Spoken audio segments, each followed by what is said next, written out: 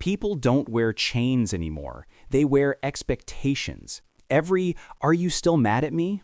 Every, "I was only joking." Every moment someone makes you feel guilty for simply existing, those are invisible ropes tied around your choices. The scary part? Most people don't even realize they're being controlled until it's too late. Let's rip those ropes apart, because control doesn't always shout. Sometimes it whispers in your mother's guilt, hides in your best friend's sarcasm, or wears a lover's sweet smile. While you watch, I want you to think about the people around you, the things they say, the way they make you feel. And if any of this sounds too familiar, you already know what to do. Drop a comment and let's talk about it. First, guilt tripping. It's emotional blackmail dressed like love. "Oh, you didn't visit me? I guess I don't matter anymore." It sounds innocent, right? But it's a mind game. They make you feel like a villain just for protecting your peace. Real love doesn't come with guilt receipts. The next time someone makes you feel bad for setting boundaries, remember, guilt is their way of pulling your strings. And you're not a puppet. Next, silence. Not the peaceful kind, this one is punishment. Some people vanish the moment you confront them. No calls, no texts, just cold, heavy silence. You find yourself apologizing just to break the tension. That's not maturity, that's manipulation. If someone goes mute to make you beg, understand this. They're not trying to solve the problem, they're trying to win control. Then there's the chronic apologizer. Sounds harmless, right? Sorry for breathing too loud. Sorry for existing. But constant apologies force you into a caretaker role.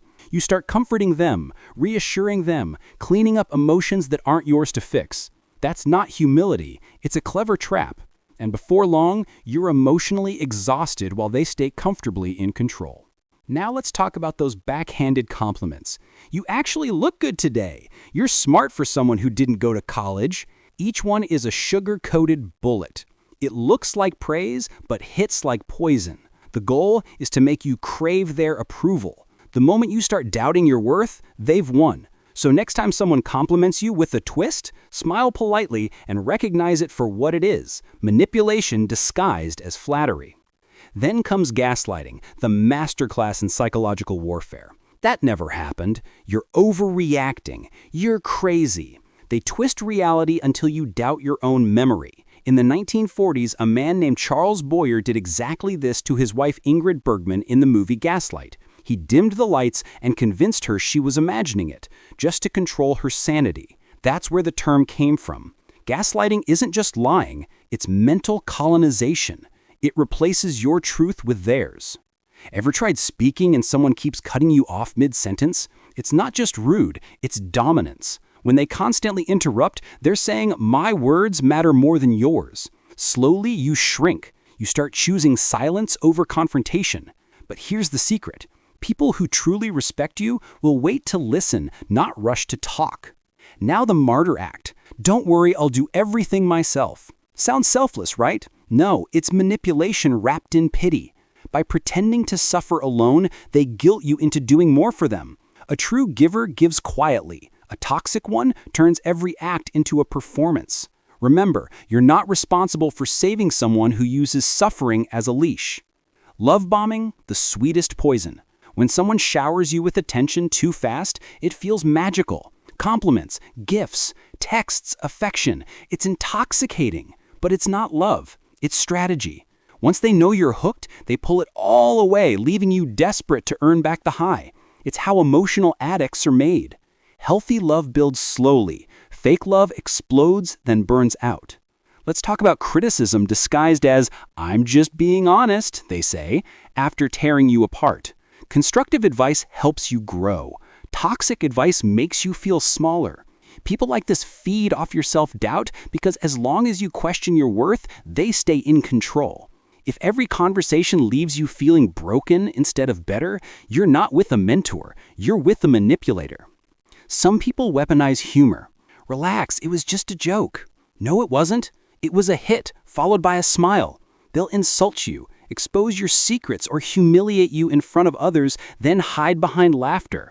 If the only one laughing is them, that's not humor, that's cruelty. True jokes make everyone feel lighter. Toxic ones make only the joker feel powerful. Then comes emotional withholding, not talking, not touching, not caring until you do what they want. It's affection with conditions. Love shouldn't feel like a vending machine where you have to push the right buttons for warmth. If someone pulls away every time you fail to meet their script, they're not in love with you. They're in love with control. Playing dumb is another slick move. Oh, I didn't know I had to help. Yes, they did. But by pretending not to, they make you carry the burden while they stay guilt-free. It's laziness disguised as innocence. And you'll keep cleaning up after them until you realize it's not that they can't do it, they just found someone who will. The too busy crowd. They're never available, but their online status says otherwise. They make you chase their time, subtly reminding you that your schedule revolves around theirs. It's not busyness, it's a message. My priorities come before you. Stop fighting for a spot in someone's day who never fights for a spot in yours. And then there's drama, their favorite stage. A spilled drink becomes betrayal. A delayed text becomes disrespect. They inflate tiny things into chaos because drama keeps you distracted. You spend so much time calming storms they create that you forget your own peace. You can't build a calm life with someone addicted to chaos. Step away. Let them perform alone. And finally, the scorekeepers. They never forget what they did for you.